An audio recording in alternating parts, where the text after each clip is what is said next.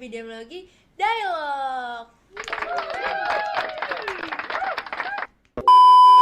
Apa kabar Epi People semua? Semoga selalu sehat dimanapun kalian berada.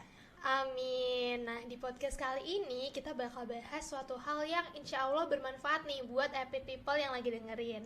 Bersama saya Nurul Dwi Mukti Dan saya Ruth Clara, menemani Epi People selama beberapa menit ke depan. Karena kayaknya dari Epic People udah kepo nih, sebenarnya kita mau bahas apa sih hari ini? Langsung aja kita spill kali ya. Boleh, langsung aja di-spill nih Ruth. Kita mau bahas apa sih emangnya kali ini? Nah, jadi kali ini kita bakal kupas tuntas materi yang tentunya menarik seputar Universal Health Coverage. Widih, ini kayaknya topiknya berat banget ya Ruth ya. Nah, itu dia. Karena pembahasannya cukup serius nih, Epic People. Jadi di sini kita nggak akan bahas Universal Health Coverage sendirian nih. Oh iya, bener banget. Mungkin di sini Epic People bertanya-tanya lagi nih kayak, emang mau ada siapa lagi sih yang akan hadir di antara kita berdua gitu ya? Nah, mungkin biar Epic People nggak penasaran, jadi di sini nanti kita akan mengundang salah satu narasumber yang memang beliau expert gitu ya di bidang terkait dengan Universal Health Coverage ini. Nah, beliau juga merupakan dosen di Prodi Kesehatan Masyarakat Program Sarjana UPN Veteran Jakarta loh, Epic People. Oke, tidak lain dan tidak bukan, narasumber kita kali ini adalah Bapak APT Rizwani Basir, PhD. Pagi, Bapak. Pagi. Gimana kabarnya, Pak? Ya, alhamdulillah kabar baik.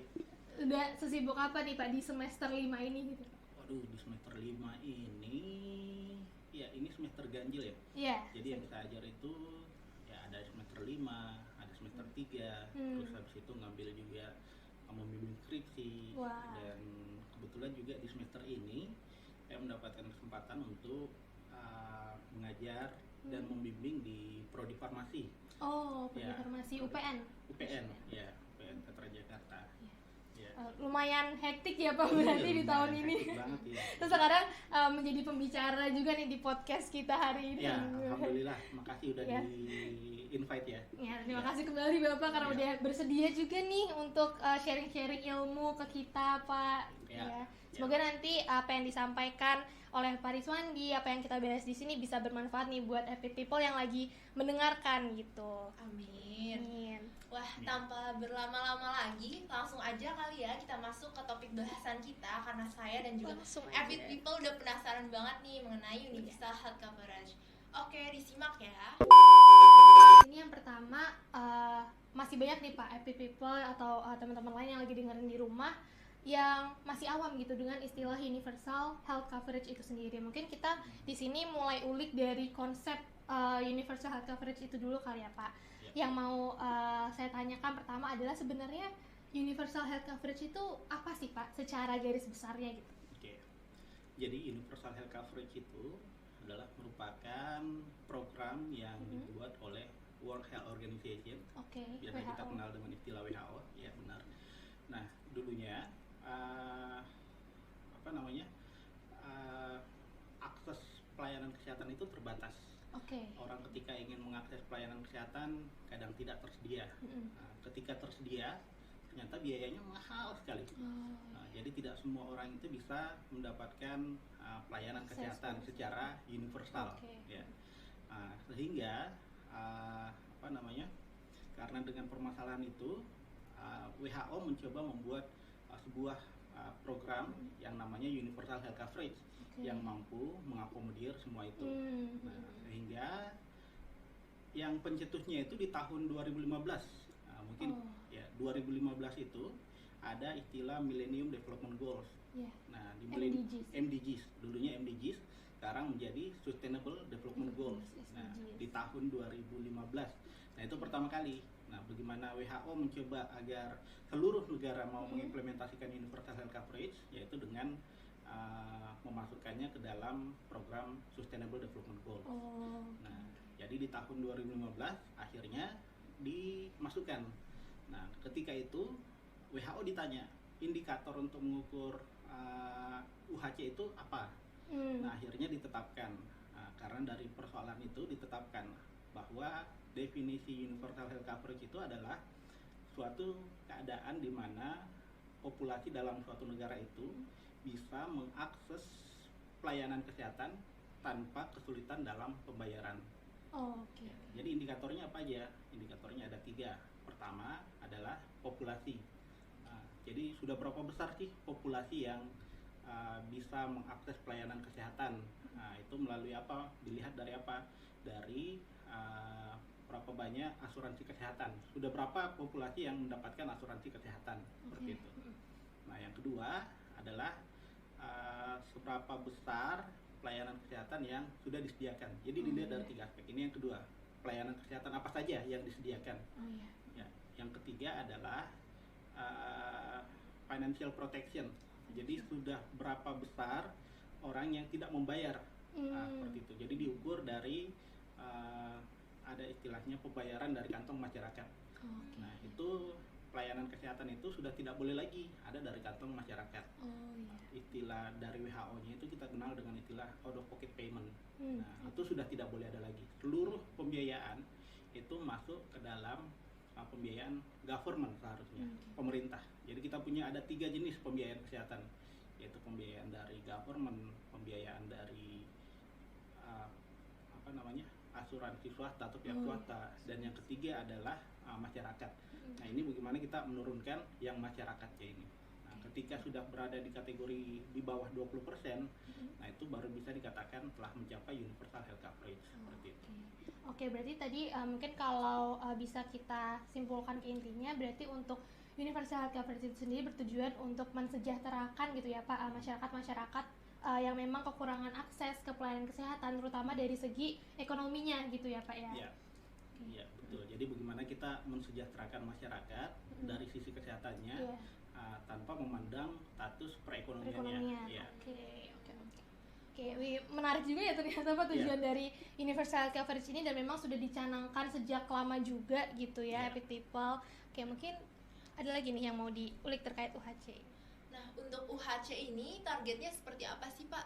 Iya, jadi tadi yang sudah saya sampaikan itu terkait konsep internasionalnya ya. Nah, kita coba masuk ke konsep Indonesia dan target-target yang ingin dicapai itu seperti apa.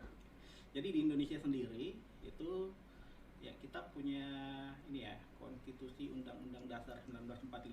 Di situ memang sudah menyebutkan bahwa kalau saya nggak salah pasal 28 kalau saya nggak salah, di situ menyebutkan bahwa masyarakat itu diurus oleh pemerintah. Saya lupa teks lengkapnya itu seperti apa, yang pasti itu menjadi dasar. Itu menjadi dasar untuk untuk melaksanakan universal health coverage. Nah, terus kita lihat lagi undang-undang kesehatan itu kan terakhir tahun 2009 ya. Nah, sekarang ada undang-undang kesehatan terbaru 2023. Nah, Omnibus Law itu ya Pak. Yang jadi di undang-undang kesehatan 2023 itu ternyata dia juga ini menyesuaikan dengan tujuan internasional, yaitu pencapaian universal health coverage. Nah, universal health coverage itu targetnya akan dicapai di tahun 2030. Kalau kita melihat target dari Sustainable Development Goals. Nah, sedangkan Indonesia sendiri, nah Indonesia itu kan sudah mulai di tahun 2014 ya. Ada BPJS Kesehatan. Nah, BPJS Kesehatan itu disetting untuk mencapai universal health coverage, dan awalnya targetnya mencapai di tahun 2019. Cuman pada saat di tahun 2014-2019 itu belum ada indikator yang jelas tentang bagaimana cara mengukur. Nah, Indonesia sudah mengklaim bahwa kita sudah mencapai universal health coverage di tahun 2019. Nah, ternyata yang dicapai itu baru indikator populasinya saja. Jadi semua populasi itu di Indonesia sudah sudah terdaftar sebagai peserta BPJS Kesehatan. Nah, jadi bagaimana dulunya kan Indonesia ada istilahnya Askes, ada Jamkesmas, ada Jamkesda, ada yang bahkan tidak punya. Nah, itu bagaimana ada yang punya asuransi swasta, ada yang tidak punya. Nah, itu ditarik semua, bagaimana menyatukan itu semua, dan akhirnya 100% populasi itu ya, ini klaim dari pemerintah ya, itu sudah tercapai seperti itu. Kalau berdasarkan indikator WHO, target populasi itu ya di atas 90% dan Indonesia sudah mencapai 90% dari total populasi. Kita yang sekitar berapa 275 juta kalau nggak salah ya. 90%-nya sudah terdaftar. Nah, terus habis itu yang pertama tadi kan populasi. Yang kedua adalah jenis pelayanan kesehatan yang disediakan. Nah, jenis pelayanan kesehatan yang disediakan ini masuk dalam paket. Itu ada istilah paket Inaci Bigis. Nah, jadi semua paket yang masuk ke dalam Inaci Bigis ini seharusnya itu gratis ketika pasien BPJS Kesehatan menginginkan mendapatkan pelayanan itu, seharusnya gratis mendapatkan itu. Nah, saya pakai kata seharusnya karena mungkin nanti ada yang di lapangan bilang, loh kok saya nggak gratis ya, tapi kalau misalnya kita idealnya seharusnya gratis. Namun mungkin memang pada kondisi di lapangan ada yang tidak seperti ya, itu ada beberapa beberapa hal yang menyebabkan mengapa tidak. Tapi ya nanti kita kalau misalnya tertarik bahas itu nanti boleh. Jadi pelayanannya itu masuk dalam paket Inaci Bigis. Untuk obatnya sendiri itu adalah masuk dalam formularium nasional. Jadi dokter itu disarankan untuk menulis resep sekarang berdasarkan obat yang ada di formularium nasional. Jadi kalau nggak ada di formularium nasional, diusahakan ya udah cari yang ada yang sesuai dengan indikasinya. Cari yang ada, karena dengan menulis obat sesuai dengan Fornas maka itu obatnya kan gratis. Jadi pasien tidak perlu membayar. Pasien tidak perlu membayar artinya tidak ada pengeluaran dari kantong masyarakat. Itu di cover oleh pemerintah. Sehingga untuk yang sekaligus target ketiga tadi, pembayaran dari kantong masyarakat itu bisa diminimalisir atau bahkan dihilangkan. Jadi salah satu indikator juga untuk melihat pencapaian universal coverage itu dengan cara persepan sesuai dengan formularium nasional seperti itu. Nah, yang ketiga adalah angka out of pocket payment. Nah, tadi sudah saya sampaikan ketika 20% nilainya di bawah 20%. Jadi ketika kita menggabung seluruh pengeluaran biaya kesehatan,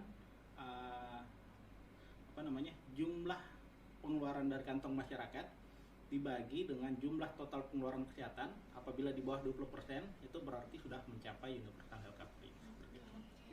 Oke Pak, berarti tadi udah disebutin ya terkait dengan targetnya, terus indikator-indikatornya baik secara global maupun di Indonesia itu sendiri gitu ya Pak. Nah mungkin di sini terkait sama target dan juga indikator yang tadi Bapak sebutkan, tadi Bapak juga sempat menyinggung terkait salah satu program yang seharusnya, tadi program apa Pak yang seharusnya mendapatkan gratis tapi belum semuanya. Inaci Bigis ya, paket Inaci Bigis. Ini INA. INA. Oke.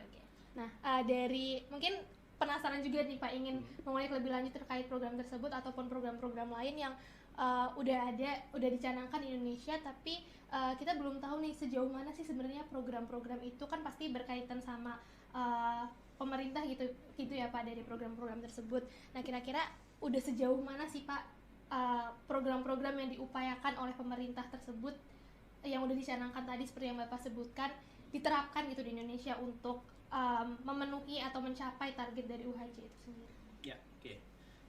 Jadi ini ya jadi Inaci Bigis itu salah satunya adalah formularium nasional. Ya, kita coba pakai yang program yang paling lebih kecil gitu ya. Kita zoom in.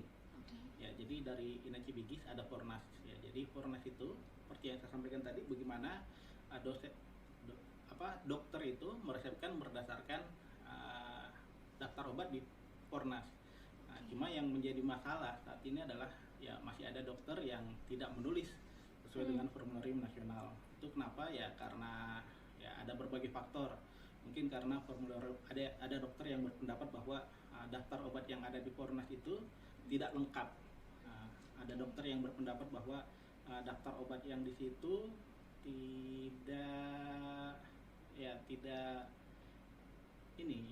banyak yang tidak lengkap sih, sehingga dia meresepkan juga berdasarkan formularium nasional internasional seperti itu ya. Jadi ada ada formularium internasional seperti itu. Jadi dia merujuknya berdasarkan di situ. Mereka punya landasan sendiri dalam menuliskan resep seperti itu. Nah, sehingga yang harus didorong adalah bagaimana Fornas ini bisa komprehensif, dan sesuai dengan sesuai dengan harapan si penulis resep, khususnya pada dokter. Tapi tidak hanya dengan sudut pandangnya dokter saja, tapi juga menggunakan sudut pandang pasien. Jadi ada istilahnya health technology assessment teknologi kesehatan. Nah, itu biasanya menggunakan pendekatan ekonomi kesehatan, pendekatan farmakoekonomi. Jadi bagaimana kita menyusun formularium nasional itu sesuai dengan sesuai dengan hasil dari keputusan seperti itu. Oke. Ya. Oke, berarti dari situ yang menjadi hambatan sebenarnya adalah dari tenaga kesehatannya sendiri yang masih merasa bahwa formularium nasionalnya belum sesuai atau masih ada yang perlu diperbaiki lagi gitu ya Pak ya? Ya, jadi sebenarnya tidak hanya dari tenaga kesehatannya sih, tetapi juga dari industri farmasinya. Industri farmasi. Ya, karena dulunya ya ada industri farmasi yang mungkin memonopoli penjualan obat. Sehingga terus habis itu ketika ada BPJS kesehatan, bagaimana obat itu harus disediakan berdasarkan formularium nasional dan disediakan dalam skala nasional, sehingga harga obat itu bisa menjadi semakin turun. Ya, semakin turun. Nah, jadi bagaimana tantangan di industri farmasi adalah bagaimana menyediakan obat meskipun dengan harga yang ekonomis, tapi tetap dengan kualitas yang baik seperti itu. Nah, jadi ya ada banyak perubahan ketika BPJS kesehatan diimplementasikan dengan tujuan mencapai universal health coverage. Dan kita lihat juga ya di undang-undang terbaru itu, Undang-Undang Kesehatan terbaru 2023 itu memang fokus ke promotif preventif sekarang. Promotif preventif. Bukan lagi ke kuratif. Ya, jadi promotif preventif artinya lebih berfokus kepada populasi yang besar, seperti itu. Tidak lagi ke individu, seperti itu. Jadi karena fokusnya ke situ, berarti setiap kebijakan yang dibuat itu selalu melihat prinsip populasi yang besar. Ya, jadi karena bagaimana melihat populasi yang besar, artinya biasanya sisi ekonomi itu semakin dipangkas, seperti itu. Bagaimana harga bisa menjadi lebih ekonomis, tapi tetap dengan kualitas yang baik. Jadi tidak ada lagi pemborosan seperti itu. Ya. Kita jadi dapat fun fact juga nih, ternyata ada tantangan tersendiri gitu ya di industri farmasi terkait dengan untuk mencapai universal health coverage. Terus tadi juga disebutkan sama Pak Riswandi kalau sekarang undang-undang yang terbaru itu lebih berfokus ke promotif dan preventif gitu ya. Jadi lebih menjurus kayak familiar banget nih sama Kesmas gitu ya, yang fokus ke promotif preventif. Oke, mungkin tadi itu untuk tantangan yang ada di industri farmasi ya Ruth ya. Kalau ada lagi nih tantangan yang mau ditanya tuh diulik lagi. Tantangan dalam pelayanan kesehatan saat ini tuh apa aja ya Pak? Kesulitan-kesulitan yang sedang dialami dalam pelayanan kesehatan khususnya di Indonesia ini apa saja Pak? Ya, jadi tantangannya itu adalah ketika bahkan sebelum dan sesudah. Jadi sebelum itu tantangannya adalah bagaimana menyediakan pelayanan kesehatan. Nah, bagaimana dokternya tersedia, bagaimana obatnya tersedia, itu yang biasa. Terkadang orang datang ke pelayanan kesehatan udah lama antri, ternyata obatnya tidak tersedia, ternyata dokternya lagi tidak ada. Nah, seperti itu. Itu tantangan yang dirasakan baik sebelum dan sesudah implementasi. Nah, cuman yang lebih menantang lagi ya sesudah. Kenapa? Karena ya biasanya yang obat itu tidak tersedia di awal-awal ya. Obat itu tidak tersedia ya karena itu tadi ada beberapa industri farmasi yang mogok untuk mengadakan obat ya, karena diminta dengan harga yang minim, tetapi harus dengan durasi yang cepat datang di situ. Nah, kadang tidak tersedia. Dokter juga ada yang mogok dulunya karena ya mungkin tidak sesuai dengan insentif, tidak sesuai dengan harapan seperti itu. Jadi itu tantangan, dan saat ini masih terjadi sih sebenarnya ketidaktersediaan. Nah itu, jadi tantangan pelayanan pertama terkadang adalah ketidaktersediaan pelayanan kesehatan. Itu ketersediaan. Yang kedua adalah apa tadi ya, ketidaktersediaan. Yang kedua waktu tunggu. Ya, waktu tunggu juga ya. Jadi sekarang itu masih ada klasifikasi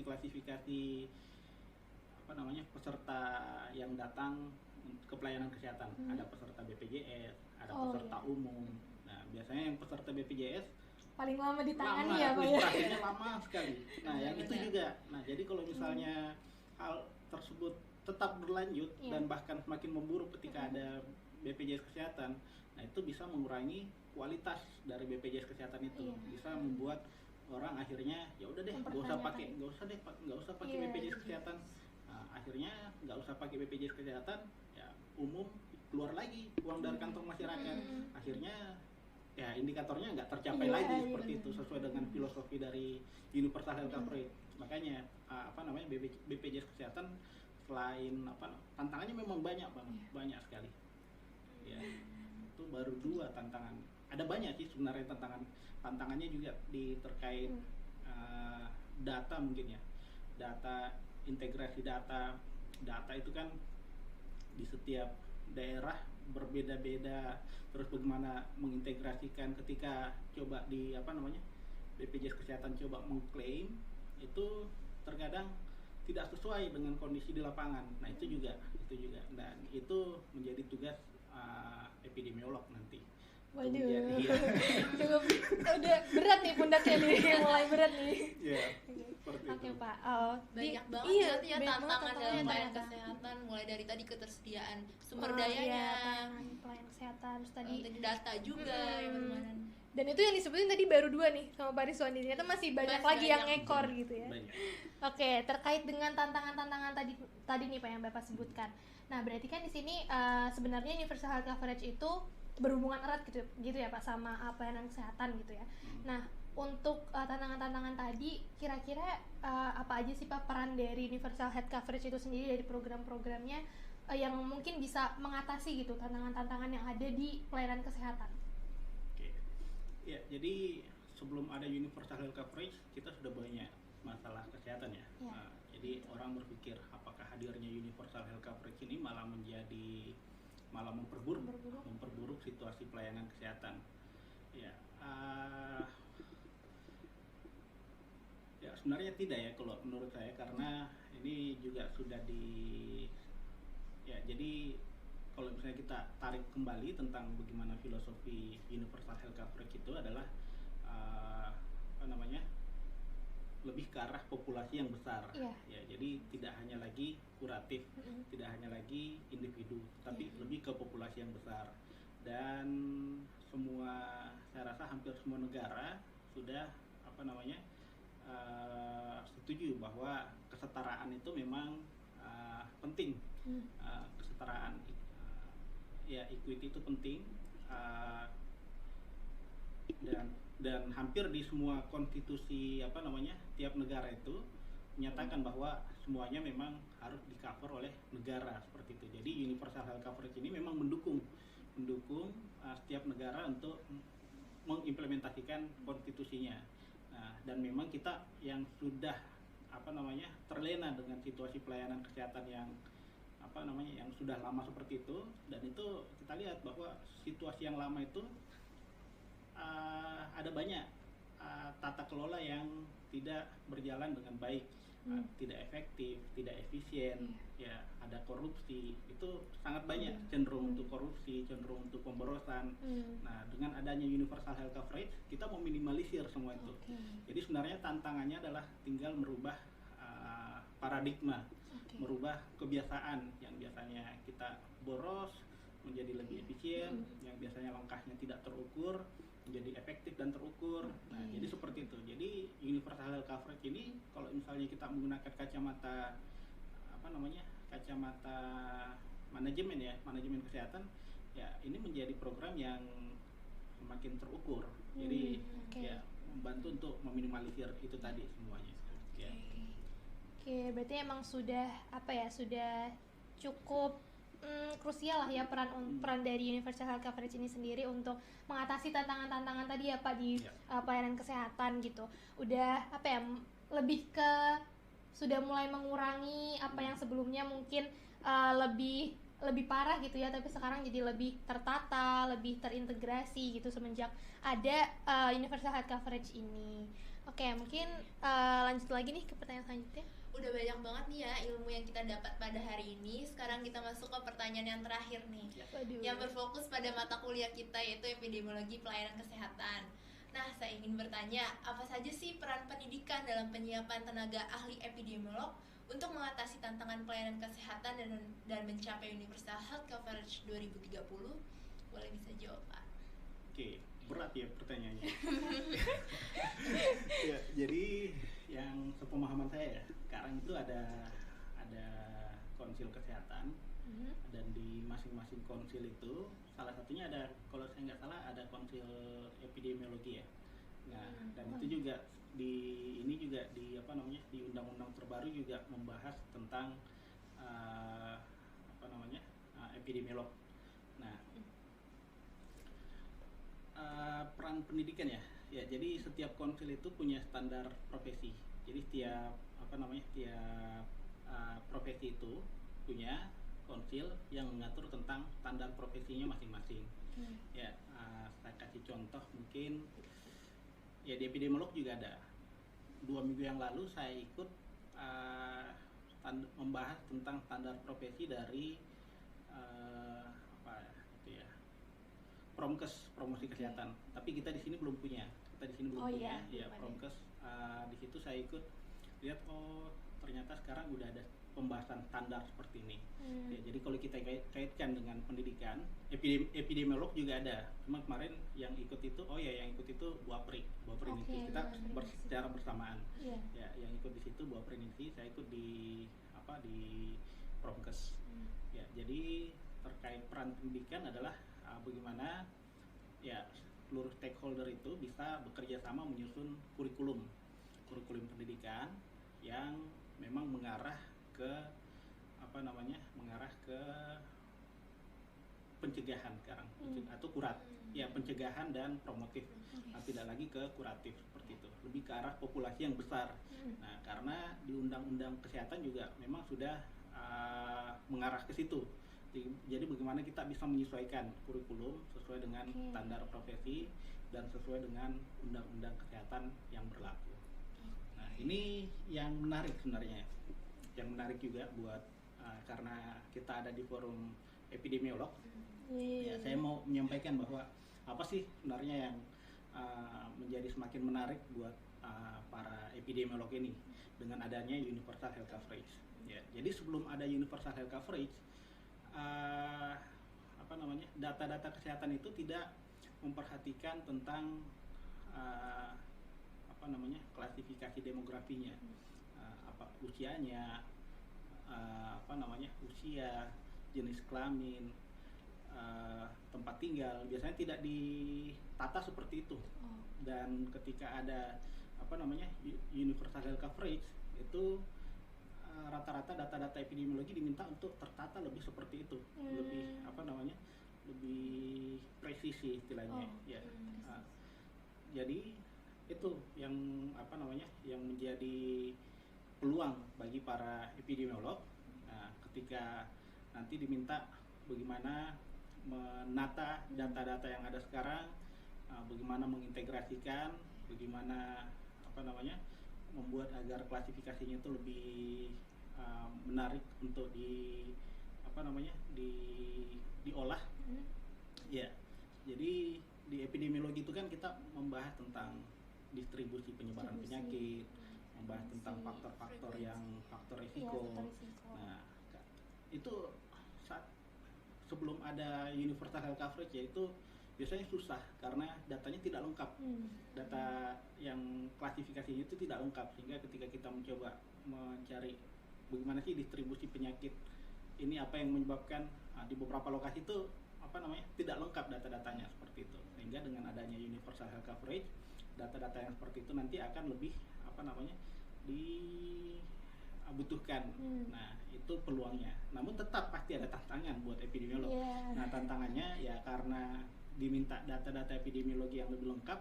Nah, bagaimana orang-orang epidemiologi itu menjadi semakin ahli dalam mengolah data-data seperti itu. Ya, jadi epidemiologi ke depan itu mungkin akan lebih advance seperti itu. Ya. Makin nambah nih bebannya.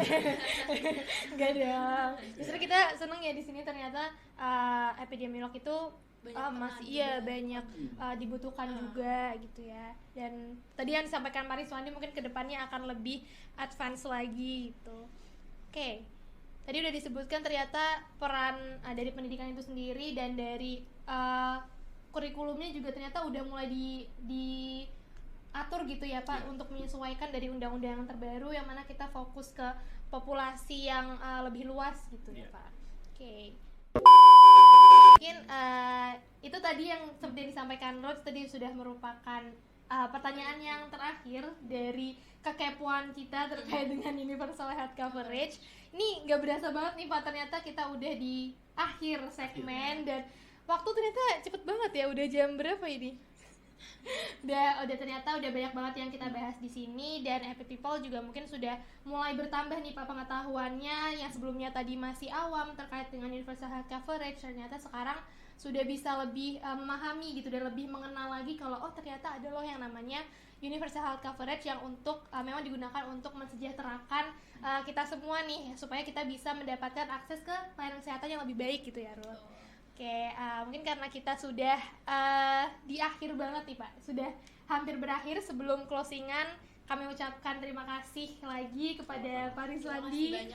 Makasih banyak udah meluangkan waktunya Pak, udah sharing-sharing ilmu nih ke kita. Semoga bisa bermanfaat dan bisa diimplementasikan dengan baik gitu ya. Amin. Oke, mungkin cukup sekian dari kami. Terima kasih juga Happy People yang sudah setia mendengarkan sampai akhir.